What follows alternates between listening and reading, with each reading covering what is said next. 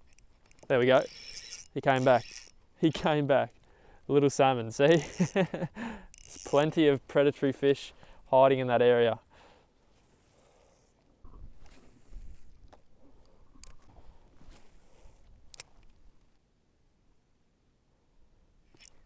There we go. On the way down. Another brim for sure. On the way down, he grabbed that. Hadn't even moved the plastic yet. Yeah, not even fighting either. There we go. It's been so long for no fish, and then we've caught 3 really quickly. He's a good fish. He's a very good fish. There we go. That's a better size one.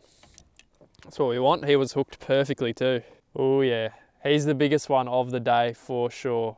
It's funny how sometimes you just have to try a massive variety of techniques. Like we tried surface, suspending hard bodies, and finally soft plastics on the drop-offs has started to work for us. There we go, that same little lure. Let's pop that out and send him off. There he goes. Well, I think I'm gonna call that a day. Anyway, it ended up being a really weird day. We started off the first 5 hours completely fishless, and then all of a sudden it kind of just turned on. We caught 5 brim within roughly an hour of each other. So we ended up having a good session, and hopefully you guys learned something. Let me know future video suggestions in the comments below. Hopefully you guys enjoyed this one, and I'll see you in the next one. Thanks for watching.